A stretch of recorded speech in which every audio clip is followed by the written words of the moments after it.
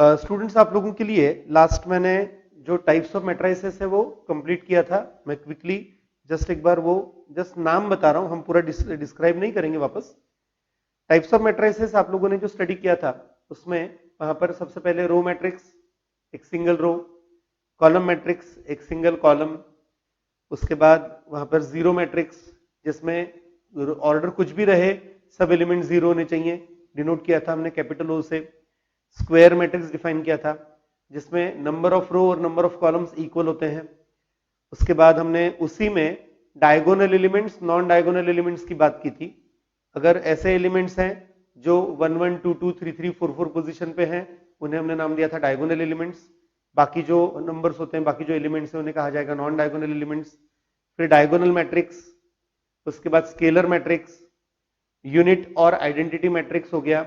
उसके बाद upper triangular matrix, lower triangular matrix, triangular matrices, और लास्ट के दो पार्ट सिंगुलर और नॉन सिंगुलर। और उसके पहले हमने डिटर्मिनेंट ऑफ अ मैट्रिक्स की भी कंसेप्ट स्टडी की थी। अब इतने टॉपिक पर आप लोगों के लिए पहली एक्सरसाइज दी हुई है। यहां पर ये जो चैप्टर है, सेकंड चैप्टर हमारा मैट्राइसेस, इसकी वहां पर फर्स्ट एक्सरसाइज, एक्सरसाइज 2.1 जो हम अभी सॉल्व करने जा रहे हैं। एक्सरसाइज 2.1 में पहला क्वेश्चन है कंस्ट्रक्ट अ मैट्रिक्स। एक मैट्रिक्स कंस्ट्रक्ट करना है, कैपिटल ए नाम दिया हुआ है, ऑर्डर दे दी है 3/2 और एलिमेंट्स जो होते हैं ए आई जे उनके लिए कोई फॉर्मूला दिया हुआ है। स्टूडेंट्स आप में से कुछ लोगों ने कल एक क्वेश्चन रेज किया था कि जैसे हमारे फर्स्ट लेक्चर में मैंने आपको एक एग्जांपल करके बताया था जिसमें हमने एक मैट्रिक्स कंस्ट्रक्ट किया था, इसी टाइप का था वो, इसी क्वेश्चन से रिलेटेड था। तो उसमें वहां पर कुछ स्टूडेंट्स की तरफ से ऐसा क्वेश्चन रेज हुआ था कि सर ये परमानेंट फॉर्मूला है क्या। तो स्टूडेंट्स याद रहिए, परमानेंट मतलब जो हमने वहां पे एग्जांपल सॉल्व किया था, ये जो हम एग्जांपल सॉल्व करने जा रहे हैं एक्सरसाइज 3 वहां पे 2.1 का जो पहला क्वेश्चन है जिसमें आपको 3/2 ऑर्डर का मैट्रिक्स बनाना है, ये कोई परमानेंट फॉर्मूले नहीं है। ये फॉर्मूला वहां पर हर मैट्रिक्स के लिए अलग अलग हो सकता है। आपको जैसा क्वेश्चन में दिया होगा उस तरह से सॉल्व करना है। ठीक है, तो सबसे पहले समझते हैं यहां पर, अगर ए मैट्रिक्स है 3/2 ऑर्डर का है तो इसका मतलब उसमें 3 रो आएंगे और 2 कॉलम आएंगे। ठीक है, अब ये जो 3 रो और 2 कॉलम का मैट्रिक्स है ये किस तरह का रहेगा, वहां पर ये कैसा दिखेगा आपको। तो ये जो मैट्रिक्स है ये मैट्रिक्स वहां पर इस तरह का पार्ट होगा। देखो इसमें 3 रो है यानी 3 हॉरिजॉन्टल लाइंस आ गई। ठीक है, 3 कॉलम्स, सॉरी 2 कॉलम्स हैं तो 2 वर्टिकल लाइंस आ गई। तो ये जो मैट्रिक्स है ये मैट्रिक्स वहां पे रहेगा A11 A12 यानी पहले रो में 2 एलिमेंट्स, दूसरे रो में 2 एलिमेंट्स, तीसरे रो में 2 एलिमेंट्स। पहले हमने वो आइडेंटिफाई कर लिया कि हमें मैट्रिक्स वहां पर कौन सा बनाना है, मैट्रिक्स किस तरह का बनाना है। ठीक है, फिर हमने उसका जो फॉर्मूला है वो यहां पे आइडेंटिफाई किया। अब इसका यहां पे जो फॉर्मूला है ये फॉर्मूला दिया हुआ है, देखो क्वेश्चन में दिया हुआ है A I J is equal to I minus J bracket square divided by 5 minus I, ये दिया हुआ है क्वेश्चन में ही है। ये जो फॉर्मूला है इस फॉर्मूले का यूज करके मुझे ये सब नंबर्स तैयार करने हैं। टोटल हमें 6 वैल्यूज तैयार करनी है। ठीक है, देखते हैं वो एक एक करके वैल्यूज। जैसे अगर मुझे A11 तैयार करना है तो A11 में इस फॉर्मूले में I और J की वैल्यू आएगी 1 1। ठीक है, हमने वो तैयार किया। यहां पे हमने तैयार किया पहले A11, A11 का मतलब क्या आएगा, I और J 1 और 1, तो फॉर्मूले के हिसाब से 1 - 1 का स्क्वायर अपॉन 5 - 1, 1 - 1 0 आने वाला है, 0 का स्क्वायर 0 अपॉन 4, 0 आ गया। इसी तरह से A12 तैयार किया, A12 यानी I1 है J2 है। ठीक है, यहां पर 1 - 2 का स्क्वायर अपॉन 4 यानी 1/4 आ गया। ठीक है, उसी तरह से फिर A21, स्मॉल A21, I2 है J1 है, तो एलिमेंट आएंगे यहां पर A21 की वैल्यू आएगी 2 - 1 का स्क्वायर अपॉन 5 - 2, 1/3। A22, 2 - 2 का स्क्वायर अपॉन 5 - 2, 0/3 मतलब 0। उसके बाद A31, I3 है J1 है, 3 - 1 का स्क्वायर अपॉन 5 - 3, तो यहां पर ये 3 - 1 का स्क्वायर मतलब 2 का स्क्वायर 4 अपॉन 2 यानी आंसर आ गया 2। A32 आ गया। इसी तरह से I3 है J2 है। तो ये जो नंबर्स हमने तैयार किए इन नंबर्स का यूज करके, ये देखो ये 6 नंबर्स तैयार हुए, ये सब नंबर्स हमें पुटअप करने हैं ए मैट्रिक्स में।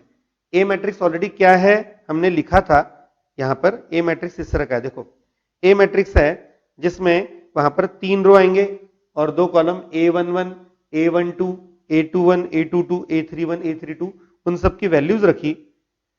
A11 है 0, A12 है 1/4, A21 1/3, A22 0, A31 2 है और A32 हाफ 1/2। तो ये आ गया आपका फाइनल आंसर, ये इसका लास्ट आंसर रहेगा यहां पर। ठीक है, अगर आपको इस तरह से कोई भी मैट्रिक्स कंस्ट्रक्ट करने के लिए कहा गया, उसका फॉर्मूला दिया है, सबसे पहले स्टूडेंट्स आपको आइडेंटिफाई करना होगा कि उसमें कितने एलिमेंट आएंगे। अभी जो हम एग्जांपल सॉल्व कर रहे हैं, जो यहां पर आपके टेक्स्ट बुक में एक्सरसाइज में जो दिया हुआ है, इसमें उन्होंने ए मैट्रिक्स जो है वो देते समय ही 3/2 ऑर्डर का दिया हुआ है, क्वेश्चन में ही दिया हुआ है कि ए 3/2 ऑर्डर का है, इसलिए इस हिसाब से हम सॉल्व कर रहे हैं। हो सकता है किसी दूसरे क्वेश्चन में वहां पर ए की ऑर्डर बदल जाए, तो ऑर्डर के हिसाब से आपको उस मैट्रिक्स को कंस्ट्रक्ट करना है। ठीक है, सबसे इंपॉर्टेंट बात एक और लगती है यहां पर, जैसे ऑर्डर अगर 3/2 है तो ये आपको हिंट है कि उसमें 3 रो आने वाले हैं, 2 कॉलम, तो इसका मतलब जो आई है, स्मॉल आई जो है, उसकी वैल्यू 1 2 3 रहेगी क्योंकि रो 3 है, और कॉलम 2 है तो जे की वैल्यू 1 और 2 रहेगी। ये आपको आइडेंटिफाई करना है, याद रखना है हमेशा। ठीक है, ये था यहां पे पहले क्वेश्चन का फर्स्ट पार्ट। ओके, अब फर्स्ट क्वेश्चन का सेकंड पार्ट। इसमें भी आपको यही मैट्रिक्स तो सेम ही दिया ना, क्वेश्चन में ही दिया हुआ है कि आपको एक 3/2 ऑर्डर का मैट्रिक्स कंस्ट्रक्ट करना है, लेकिन फॉर्मूला बदल गया। देखो अब यहां पे फॉर्मूला दिया हुआ है aij का i-3j। ठीक है, तो सिर्फ आपको i और j की वैल्यू प्रॉपरली उसमें पुटअप करके सॉल्व करना है। सेम मेथड है स्टूडेंट, कोई खास फर्क नहीं है आपको उसमें। वहां पर ये 6 नंबर्स कंस्ट्रक्ट करने हैं, A11, A12 वगैरह जो भी नंबर्स हैं वो, तो हमने वो एक एक करके नंबर बना लिए। जैसे A11 है, I1 है, J1 है, तो यहां पर जो फॉर्मूला है i-3j का जो फॉर्मूला है, उसमें अगर आपने ये वैल्यूज पुटअप की तो यहां पर ये आएगा 1 - 3 टाइम्स 1, 1 - 3 यानी -2। उसके बाद A12 है, I1 है, J2 है, तो I की जगह 1, J की जगह 2 वैल्यू पुटअप करो, 1 - 3 टाइम्स 2, 1 - 6 -5 आ जाएगा। A21 I2 है, J1 है, 2 - 3 टाइम्स 1 यानी 2 - 3 -1 आ गया। ठीक है, A22 है, यहां पर 2 टाइम्स 3 माइनस मतलब 2 - 3 टाइम्स 2, तो ये आ जाएगा 2 - 6 -4। इस तरह से A31 I3 है, J1 है, तो 3 - 3 टाइम्स 1 0 हो जाएगा ये। और A32 I3 और J2, तो ये 3 - 6 आएगा -3। तो ये सब नंबर्स हमने बना लिए। ये नंबर्स बनाने के बाद आपको जस्ट ये वैल्यूज जो हमारा मैट्रिक्स है उस मैट्रिक्स में पुटअप करनी है। ए मैट्रिक्स हमने लिख के रखा है, यहाँ पे ये लिखना जरूरी है इसलिए क्योंकि कौन सा नंबर कहां पे आने वाला है वो प्रॉपरली आपको समझ में आए। वो सब नंबर्स पुटअप कर दो, इस तरह से इसका आंसर आ गया। हाँ, यहाँ पे ये भी एक याद रखना, इनकेस अगर आपको इस मैट्रिक्स को लिखने के बाद सभी एलिमेंट्स में से कुछ कोई वहां पे पार्ट कॉमन निकालते आता होगा तो निकालना है।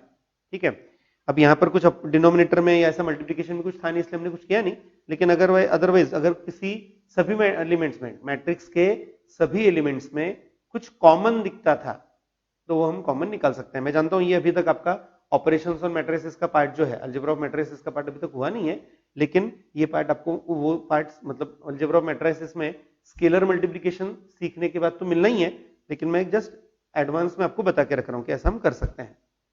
ठीक है, ये था पहले क्वेश्चन का यहां पर सेकंड पार्ट। ओके, अब पहले क्वेश्चन का थर्ड पार्ट ये स्टडी करते हैं नेक्स्ट। यहां पर आपको सेम ए 3/2 ऑर्डर का मैट्रिक्स, लेकिन अब फॉर्मूला बदल गया है, आई प्लस जे का क्यूब है डिवाइडेड बाय 5 है। देखो I plus J cube divided by 5। ठीक है, यही 6 वैल्यूज आने वाली हैं, A11 A12 वगैरह जो नंबर्स हैं वही तैयार करेंगे हम। ठीक है, A11 आएगा यहां पर 1 + 1 का क्यूब अपॉन 5, 1 + 1 2, 2 का क्यूब 8, 8/5। A12 आएगा I1 J2 यानी 1 + 2 का क्यूब अपॉन 5, 1 + 2 3, 3 का क्यूब 27, 27/5। यहां पे एक सिंपल बात जो ऑब्वियस है, आप लोगों को आगे चल के दिखेगी ही, लेकिन मैं अभी से बता के रख रहा हूं कि सभी का डिनोमिनेटर 5 आने वाला है। देखो सभी जो नंबर्स हैं, क्योंकि वो कांस्टेंट है, फिक्स है, फॉर्मूले में ही ऐसा दिया है कि i प्लस जे का क्यूब अपॉन 5 है, तो डिनोमिनेटर का जो 5 है ये हम वैसे भी कॉमन निकाल सकते हैं, ऐसी पोजीशन रहेगी। ठीक है, small a21, small a22, small a31 और a32 ऐसे सभी नंबर्स हमने बना लिए, तैयार कर लिए। a21 की वैल्यू 27/5, a22 की वैल्यू आएगी यहाँ पर 64/5, a31 की वैल्यू भी सेम है 64/5 और a32 की वैल्यू आएगी वहां पर 125/5। मैं जानता हूं 125/5 को वहां पर हम 25 लिख सकते हैं, वो गलत नहीं है, लेकिन अगर आपको कॉमन निकालना है तो फिर आपको लिखना पड़ेगा वहां पर 125/5। ठीक है, तो हमने ये मैट्रिक्स ए में एलिमेंट लिखे। देखो मैट्रिक्स ए जो है उसमें सब हमने ये एलिमेंट्स लिख दिए। अब ये एलिमेंट्स लिखने के बाद यहां पर ये जो हर एक का डिनोमिनेटर है, हर एक का डिनोमिनेटर 5 है। देखो यहां पर तो ये जो डिनोमिनेटर है ये हम कॉमन निकाल सकते हैं, ये जो डिनोमिनेटर है ये हम वहां पे कॉमन निकाल सकते हैं, इसलिए 1/5 कॉमन निकाला हुआ है। ठीक है, तो इस तरह से ये पहला फर्स्ट क्वेश्चन के तीनों पार्ट का आंसर हुआ स्टूडेंट। यहां पे हमने फर्स्ट क्वेश्चन सॉल्व किया। ठीक है, फर्स्ट क्वेश्चन में आपको मैट्रिक्स के एलिमेंट्स बनाने थे, एक्चुअली मैट्रिक्स कंस्ट्रक्ट करना था, फॉर्मूला दिया गया था। पेपर में भी अगर इस टाइप का क्वेश्चन आता है तो ये कॉमन मेथड रहेगी, आपको वहां पर उस मैट्रिक्स के एलिमेंट के लिए फॉर्मूला दिया जाएगा।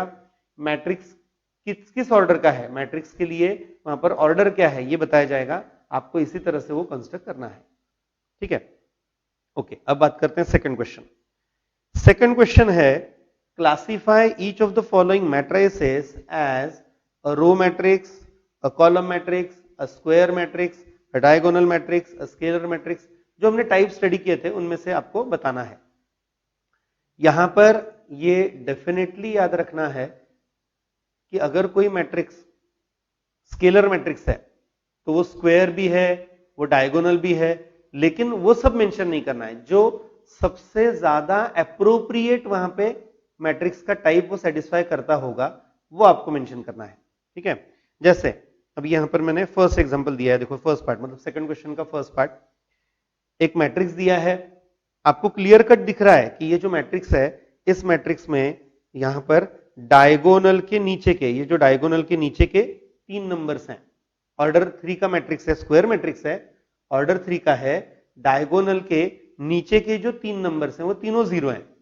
अगर डायगोनल के नीचे के नंबर जीरो होंगे तो डेफिनेटली ये जो मैट्रिक्स है ये एक अपर ट्रायंगुलर मैट्रिक्स आएगा। अब देखो यहां पर ये स्क्वायर भी था लेकिन मैंने स्क्वायर मेंशन नहीं करना है। जो सबसे ज्यादा एप्रोप्रिएट आंसर है, मोस्ट एप्रोप्रिएट आंसर, ये यहां पे रहेगा एक अपर ट्रायंगुलर मैट्रिक्स। ठीक है, ये अपर ट्रायंगुलर मैट्रिक्स आ गया। सेकंड पार्ट की बात करते हैं। सेकंड पार्ट इसी में यहां पर दिया हुआ है, दिख रहा है ये कि इसमें सिंगल कॉलम है, 3 रो हैं, तो ये कॉलम मैट्रिक्स आएगा। कॉलम मैट्रिक्स की जो कंडीशन है कि किसी भी मैट्रिक्स में अगर एक सिंगल कॉलम है तो उसे हम नाम देते हैं वहां पर एक कॉलम मैट्रिक्स। सिंगल कॉलम होना चाहिए, रो कितने भी हो सकते हैं। तो यहां पर ये इसकी ऑर्डर आएगी 3/1, यानी ये एक कॉलम मैट्रिक्स है, आपने लिखना है ये कॉलम मैट्रिक्स।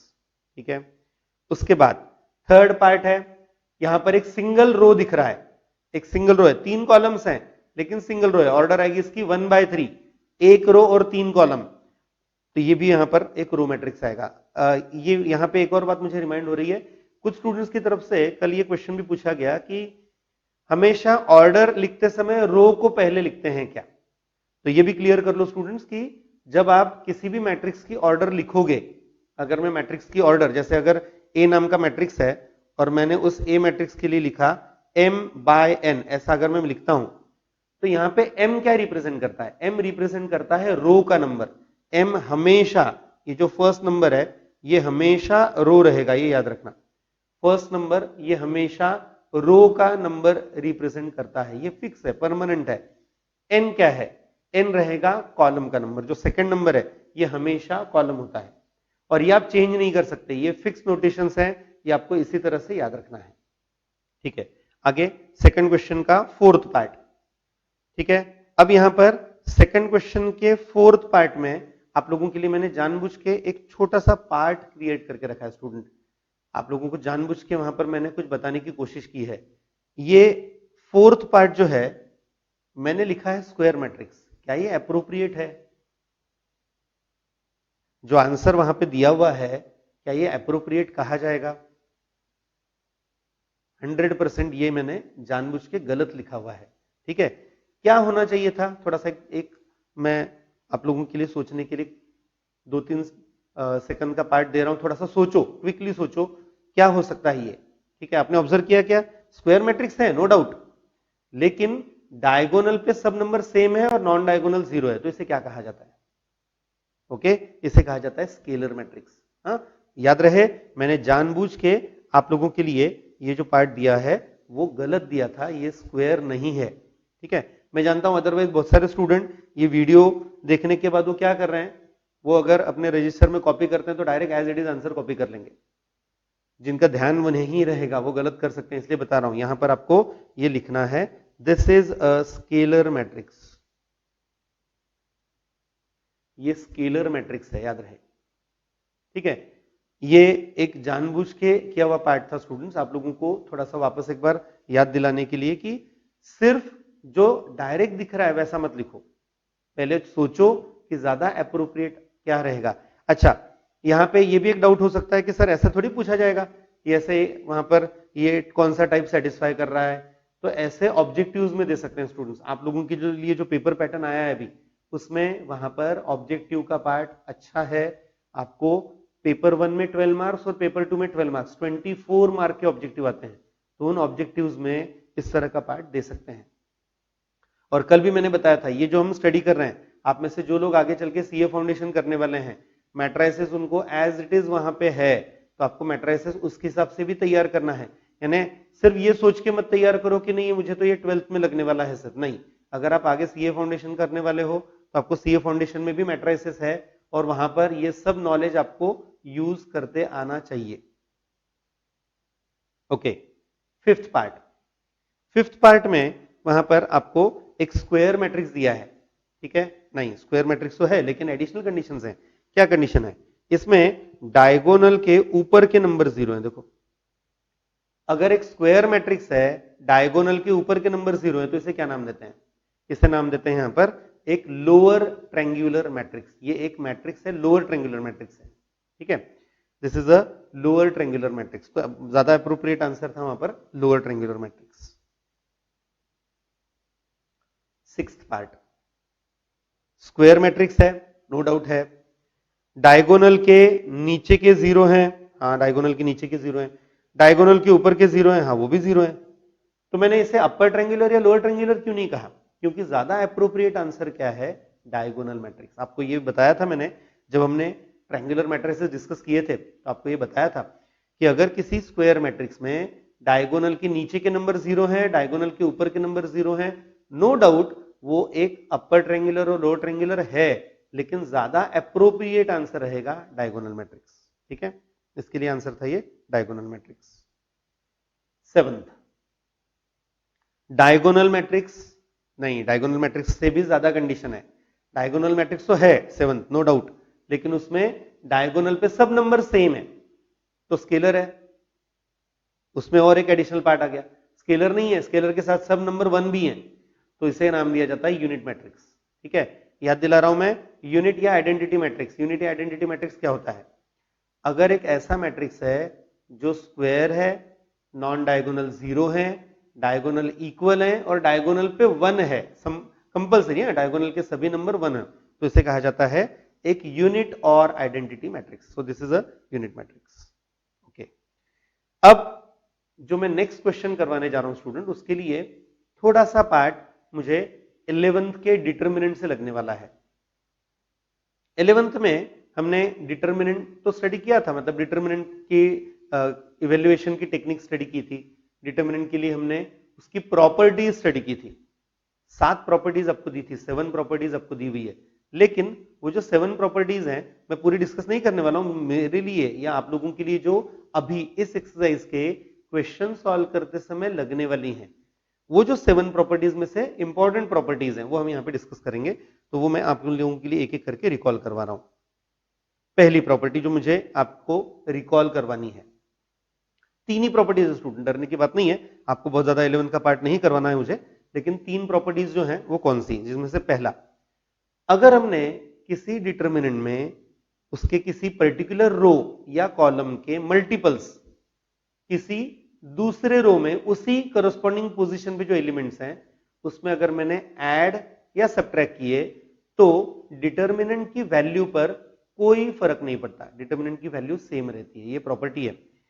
अगर मैंने किसी एक रो के, मैं जस्ट एक एग्जांपल के तौर पर बता रहा हूं कि अगर मैंने पहले रो के R1 के एलिमेंट्स लिए, उन सबको मैंने 3 से मल्टीप्लाई किया और वो किसी दूसरे रो में, सपोज मैंने R2 में वो ऐड कर दिए या सब्ट्रैक्ट कर दिए, तो जो नया डिटर्मिनेंट बनेगा उस नए डिटर्मिनेंट की वैल्यू और ओरिजिनल डिटर्मिनेंट की वैल्यू में कोई फर्क नहीं होता। यानी ऐसा ऑपरेशन करके डिटर्मिनेंट की वैल्यू सेम रहती है, ये आपको यहां पे यूज करना है। पहली एक प्रॉपर्टी जो थी ये। दूसरी प्रॉपर्टी, जरूरत पड़ने पर अगर आप किसी एक रो में से, ध्यान देना, अगर किसी स्पेसिफिक रो में से या किसी स्पेसिफिक कॉलम में से कोई एक कॉमन एलिमेंट आप बाहर निकालना चाहते हैं तो निकाल सकते हैं, ठीक है। वो जो भी एलिमेंट होगा वो डिटर्मिनेंट के बाहर मल्टीप्लीकेशन में आ जाएगा। जैसे अगर सपोज मैंने किसी एक रो में से ऑब्जर्व किया कि वो सब नंबर्स 5 के मल्टीपल में है और मैंने उस रो में से 5 कॉमन निकाले तो चलता है, कोई प्रॉब्लम नहीं, आप ऐसा कर सकते हैं। ये प्रॉपर्टी है, ये वहां पर आपको याद करनी है प्रॉपर्टी। और एक प्रॉपर्टी जो बहुत सिंपल थी और बहुत वहां पे जरूरत वाली भी थी, किसी भी डिटर्मिनेंट में अगर सभी, मतलब उसके जो रोज हैं या जो कॉलम्स हैं उनमें से कोई दो रो या दो कॉलम अगर बिल्कुल आइडेंटिकल हैं, जीरो वहां पे सेम है, याद रहे किसी भी डिटर्मिनेंट में अगर वहां पर कोई स्पेसिफिक दो रो या स्पेसिफिक दो कॉलम अगर आइडेंटिकल हैं तो आप उस डिटर्मिनेंट की वैल्यू आप इवेल्युएट नहीं करेंगे क्योंकि उसकी वैल्यू डायरेक्ट जीरो आएगी। तो ये वो तीन प्रॉपर्टीज हैं जो मुझे अगले क्वेश्चन में, हमारा जो थर्ड क्वेश्चन है एक्सरसाइज 2.1 का, उसमें कहीं पे आपको लगने वाली हैं, इसलिए बता रहा हूं, ठीक है। तो अब नेक्स्ट क्वेश्चन देखते हैं। ये हमारा 2.1 एक्सरसाइज का थर्ड क्वेश्चन है। यहां पे एक्चुअली क्वेश्चन क्या है, क्वेश्चन है इनमें आपको आइडेंटिफाई करना है कि जो मैट्रिक्स दिए हुए हैं ये सिंगुलर है कि नॉन सिंगुलर है, ठीक है। वापस एक बार जरा याद दिला देते हैं, सिंगुलर या नॉन सिंगुलर का मतलब क्या है। कोई भी मैट्रिक्स सिंगुलर तब होता है जब उसके डिटर्मिनेंट की वैल्यू जीरो होती है, और अगर डिटर्मिनेंट की वैल्यू जीरो नहीं रही तो उसे नाम देते हैं नॉन सिंगुलर, ठीक है। सिंगुलर का मतलब है डिटर्मिनेंट की वैल्यू जीरो, नॉन सिंगुलर का मतलब है डिटर्मिनेंट की वैल्यू नॉन जीरो, ठीक है। चेक करते हैं। यहां पे एक मैट्रिक्स दिया हुआ है आपको, एबीसी पहला रो है, पी क्यू आर दूसरा row, 2a minus P, 2b minus Q, 2c minus R, okay. अगर इसके लिए चेक करना है कि सिंगुलर है कि नॉन सिंगुलर, तो आप में से कुछ लोग शायद एक थोड़ा सा डिफिकल्ट रास्ता सिलेक्ट कर सकते हैं। कौन सा डिफिकल्ट रास्ता, वो क्या करते हैं, नंबर से ही लेते हैं, डिटर्मिनेंट का नोटेशन कर लेंगे और जैसे डिटर्मिनेंट सॉल्व करते हैं वैसा सॉल्व करेंगे। डेफिनेटली आप लोग कर सकते हो, लेकिन वो बहुत ज्यादा डिफिकल्ट रास्ता है क्योंकि टर्म्स वहां पे सिंपल नहीं है, मल्टीप्लाई करना पड़ेगा। अगर एक साइन भी प्लस का माइनस हो गया या माइनस का प्लस हो गया तो पूरा आंसर खराब हो जाएगा, इसलिए थोड़ा सा ज्यादा वहां पर सोफिस्टिकेटेड तरीका अप्लाई करते हैं, अच्छा तरीका अप्लाई करते हैं, ठीक है। मुझे ये डिटर्मिनेंट सॉल्व करना है। कौन सा डिटर्मिनेंट, नंबर वही है, सिर्फ अब हमने लिखते समय उसे वहां पर लाइंस में इनक्लोज किया। देखो डिटर्मिनेंट जो होता है ना, हम क्या करते हैं डिटर्मिनेंट में सिर्फ स्ट्रेट लाइन में उसको इनक्लोज करते हैं, वो कर लिया। इनमें थोड़ा सा ऑब्जर्व करना पड़ेगा, यहां पर थोड़ा सा आपका जो ऑब्जर्वेशन का पार्ट है वो चेक होने वाला है। सेकंड रो और थर्ड रो में कुछ आपको सेम दिख रहा है क्या, सेकंड रो और थर्ड रो में वहां पर कुछ है जो आपको सेम लग रहा है या सेम है। तो देखो सेकंड रो में नंबर्स हैं पी क्यू आर और थर्ड रो में हर एक नंबर में से जो सब्ट्रैक्ट किया वो वही नंबर है। देखो जैसे पहले टर्म में 2a माइनस पी है, सेकंड में 2b माइनस क्यू है, थर्ड में 2c माइनस आर है, यानी आपको जो ऊपर नंबर्स दिए हैं सेकंड रो में वही नंबर्स थर्ड रो के एलिमेंट्स में से सब्ट्रैक्ट किए हुए हैं। तो ये मेरे लिए हिंट है कि मुझे यहां पर इसका यूज करते आएगा। इसका यूज कैसे करते आएगा, मैं चेंजेस करने वाला हूं थर्ड रो पे। ठीक है, मैं याद दिला रहा हूं ऑपरेशन हम कैसे लिखते थे। हम लिखते थे इस तरह से, देखो R3 किस पे चेंज करना है, R3 पे करना है। ठीक है, R3 पे क्या चेंज करना है, तो हम एक एरो करते थे पहले। वहां पर क्या चेंज करना है मुझे, R3 में कुछ ऐड करना है। क्या ऐड करना है, R2 ऐड करना है। तो हम ऐसा लिखते थे यहां पर R3 plus R2। I hope आप लोगों को ये याद होगा, डिटर्मिनेंट में हमने इस तरह के प्रॉपर्टीज का यूज किया था। ठीक है, तो ये मैंने यहां पे अप्लाई किया। देखो R3 changes to R3 plus R2। यहां पे चेंज किस में होने वाला है, R3 पे। R3 मतलब थर्ड रो। चेंज कौन करने वाला है, R2। R2 मतलब सेकंड रो। यानी सेकंड रो के एलिमेंट्स मुझे थर्ड रो में ऐड करने हैं। इफेक्ट थर्ड रो पे होने वाला है, सेकंड रो सिर्फ मदद कर रहा है। तो यहां पर R3 पर इफेक्ट हुआ। ठीक है, ये देखो R3 पर इफेक्ट हुआ। यहां पर 2a minus p plus p, 2b minus q plus q, 2c minus r plus r। Obvious है, माइनस r प्लस r हो गया, माइनस q प्लस q हो गया, माइनस p प्लस p हो गया, कैंसिल हो जाएंगे। तो ये बचेगा यहां पर। अभी भी कुछ क्लिक हो रहा है क्या, कुछ है ऐसा कि जो वहां पर आपको आगे सॉल्व करने में मदद कर सके। तो यहां पर जो तीसरा रो है, देखो थर्ड रो जो है उसमें है 2a 2b 2c। First row क्या है, फर्स्ट रो है एबीसी। तो मैंने अभी एक प्रॉपर्टी डिस्कस की थी, देखो सेकंड नंबर पे मैंने डिस्कस किया था कि अगर किसी डिटर्मिनेंट के किसी स्पेसिफिक रो में या किसी स्पेसिफिक कॉलम में कोई नंबर आप कॉमन निकाल सकते हैं, तो वो कॉमन हम तैयार कर सकते हैं, बाहर लिख सकते हैं। ठीक है, तो यहां पर मैं थर्ड रो में से क्या कॉमन निकाल सकता हूं, तो थर्ड रो में हर जगह 2 है, देखो यहां पर। तो हम हर जगह में से, मतलब हर एक एलिमेंट में से 2 कॉमन निकाल सकते हैं। ठीक है, 2 कॉमन निकाल लिया। 2 कॉमन निकालते ही एक बहुत अच्छा पार्ट जो स्टूडेंट्स को बहुत पसंद आता है, क्योंकि बिना कैलकुलेशन के आंसर मिल रहा है ना, सब लोग खुश हो जाते हैं ऐसे सिचुएशन में। पहला रो और तीसरा रो बिल्कुल सेम है। पहला रो और तीसरा रो अगर सेम है तो आंसर क्या आ जाएगा इसका, 0 ऑब्वियसली। तो इसका मतलब ये हुआ कि यहां पर आंसर आ गया 0। अच्छा, 0 डायरेक्ट लिखा मैंने, क्यों, क्योंकि 2 इंटू 0 वैसे भी 0 ही आने वाला है। आपको अगर लिखना है तो आप इसे वहां पर इस तरह से आगे लिख सकते हैं। यहां पर अगर आपको लिखना ही है तो यहां पर आप 2 ब्रैकेट में 0 और फिर उसका आंसर क्या आएगा वहां पर 0, ऐसा लिख सकते हैं, एक ही बात है।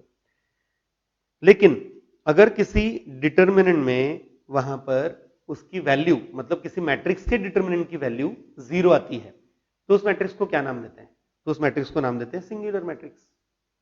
ठीक है, तो हमारा जो क्वेश्चन था कि ये जो मैट्रिक्स है, ये मैट्रिक्स वहां पर किस तरह का है, ये जो मैट्रिक्स जिसका डिटर्मिनेंट हमने ये लिखा है, ये मैट्रिक्स कौन से टाइप का है, सिंगुलर है कि नॉन सिंगुलर। तो ये डिसाइड करना था उसके डिटर्मिनेंट से। तो डिटर्मिनेंट सॉल्व किया, डिटर्मिनेंट की वैल्यू 0 आई, मतलब ये क्या आएगा यहां पर, सिंगुलर मैट्रिक्स। तो हमने यहां पे मेंशन कर दिया कि this is a singular matrix.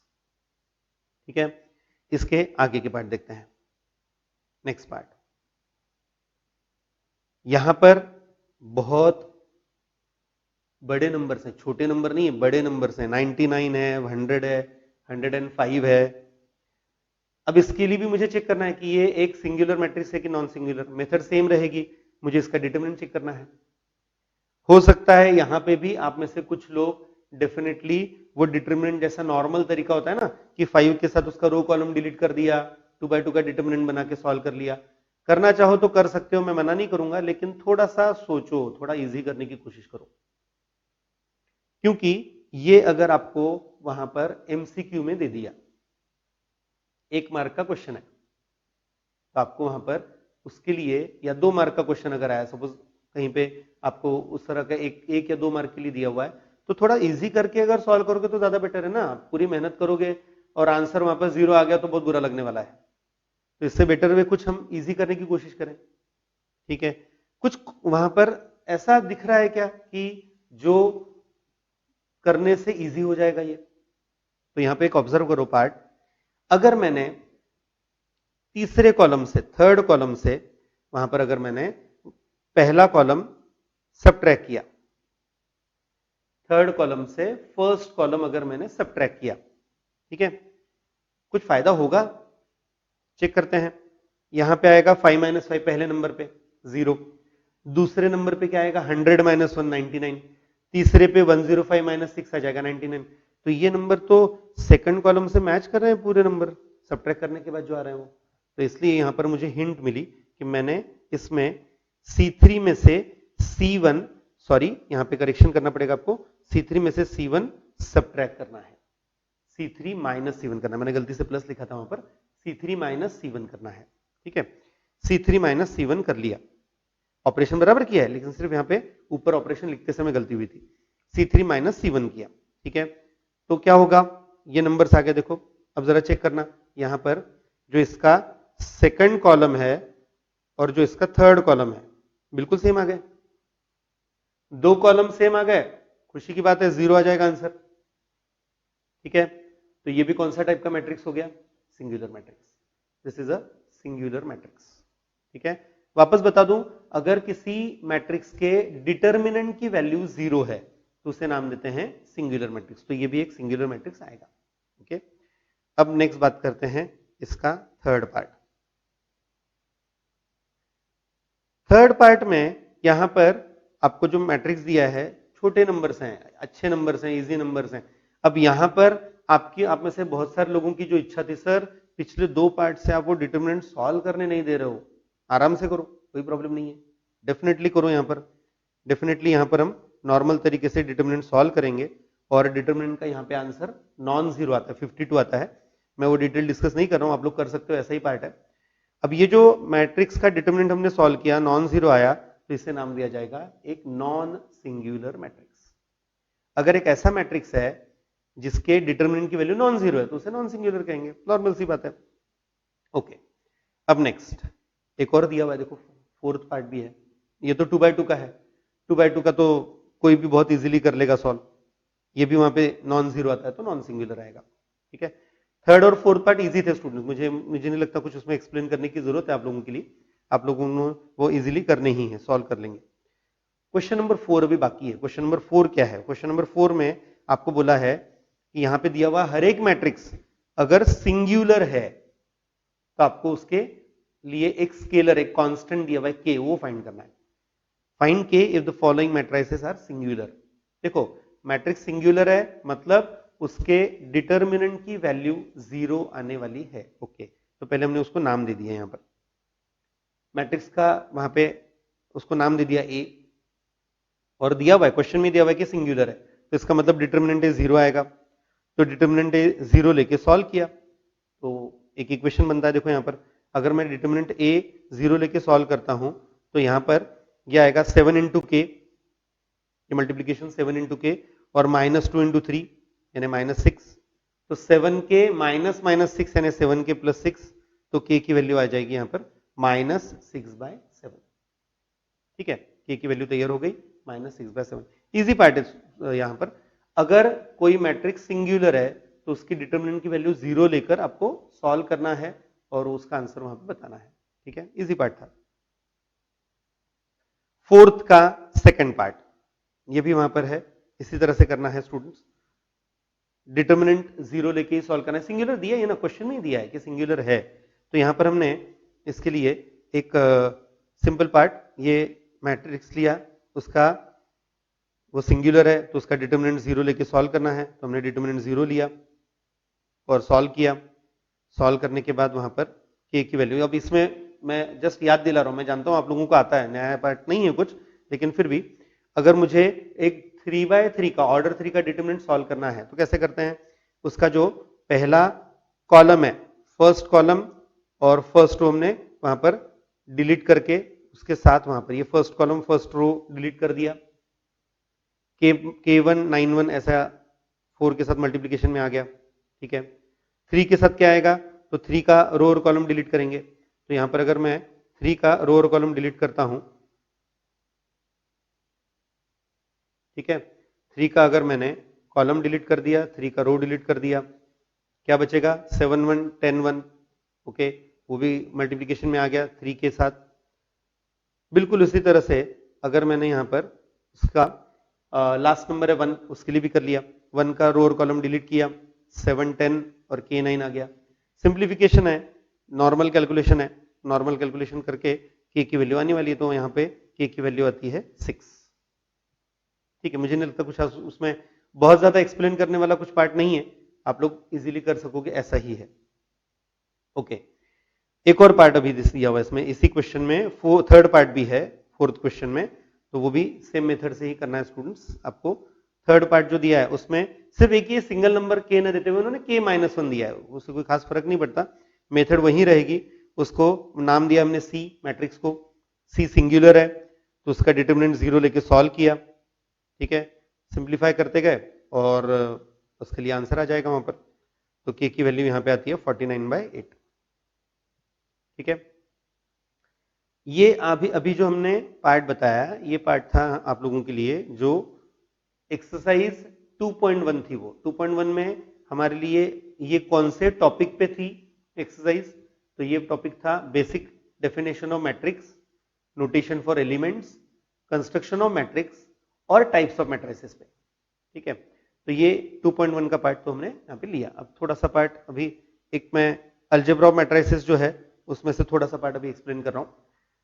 Actual में इसके बाद अब मेन पार्ट शुरू होता है अलजेब्रा ऑफ मैट्रिसेस करके, जिसमें हमें एक मैट्रिक्स के ऊपर हम क्या क्या ऑपरेशंस कर सकते हैं, उस पर कैलकुलेशंस क्या क्या कर सकते हैं, ये आपको स्टडी करना है। ठीक है, तो उसमें से पहला पार्ट है स्टूडेंट्स ये ट्रांसपोज ऑफ अ मैट्रिक्स। अब इसमें ट्रांसपोज का क्या मतलब है वो पहले जरा क्लियर करते हैं। अगर मैं किसी मैट्रिक्स का ट्रांसपोज करता हूं तो मैं क्या करता हूं, बहुत सिंपल वर्क है। किसी भी मैट्रिक्स के लिए उसके जो रो हैं उन रो के एलिमेंट्स को अगर मैंने कॉलम में बदल दिया, मतलब अगर किसी मैट्रिक्स की ऑर्डर सपोज 3/2 है, 3/2 का मतलब होता है 3 रो है 2 कॉलम है। अब वो जो तीनों रो हैं उनको अगर मैंने कॉलम में बना दिया तो ऑब्वियसली जो कॉलम थे वो रो बन जाएंगे, दोनों कन्वर्ट होने वाले हैं।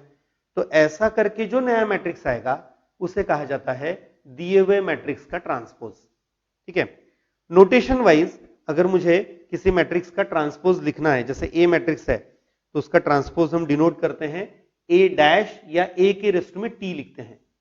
ठीक है, ए रेस्ट टू टी या ए डैश लिखते हैं। अच्छा, जब ट्रांसपोज करेंगे तो क्या चेंजेस होंगे, तो ट्रांसपोज जब करते हैं तो चेंजेस क्या होते हैं मैंने बताया, जो रो है वो कॉलम हो जाएंगे। ओके, तो ऑर्डर भी बदल जाएगी, श्योरली ऑर्डर बदल जाएगी, क्योंकि अगर कोई मैट्रिक्स ए 3/2 ऑर्डर का है तो उसका ट्रांसपोज 2/3 का आएगा। मतलब क्या होगा, जो पहले रो थे वो अब कॉलम हो गए, जो पहले कॉलम थे वो अब रो हो गए। तो अगर ओरिजिनल मैट्रिक्स ये m/n ऑर्डर का होगा तो उसका जब ट्रांसपोज करेंगे तो वो n/m ऑर्डर का आएगा। ये आपको याद रखना है, ट्रांसपोज में ऑर्डर वहां पर रिवर्स हो जाएगी। हाँ, अब आप में से कुछ लोग जरूर ये क्वेश्चन करेंगे, सर अगर स्क्वायर मैट्रिक्स रहा तो, हाँ फिर नहीं चेंज होगी। अगर स्क्वायर मैट्रिक्स है तो फिर उसकी ऑर्डर सेम रहेगी, यानी अगर तो कोई ऑर्डर 2 का स्क्वायर मैट्रिक्स है, 2/2 का मैट्रिक्स है तो उसकी ऑर्डर 2/2 ही रहेगी। ठीक है, रो और कॉलम इंटरचेंज होंगे नो डाउट, लेकिन उसकी ऑर्डर वहां पे सेम रहेगी। मैं ऑर्डर की बात कर रहा हूं, एलिमेंट्स बदलेंगे, याद रखना, एलिमेंट्स चेंज होंगे लेकिन उसकी ऑर्डर सेम रहेगी। इवन अगर कोई रो मैट्रिक्स है ट्रांसपोज करोगे तो कॉलम हो जाएगा, अगर कोई कॉलम मैट्रिक्स है ट्रांसपोज करेंगे तो रो हो जाएगा। ठीक है, कुछ एग्जांपल्स, ए मैट्रिक्स दिया हुआ है, देखो दो एलिमेंट है 12, 16, एक्चुअली ऑर्डर आएगी इसकी 1/2। यहां पे जो ए मैट्रिक्स है इसकी ऑर्डर है 1/2, इसमें एक रो और 2 कॉलम दिए हुए हैं।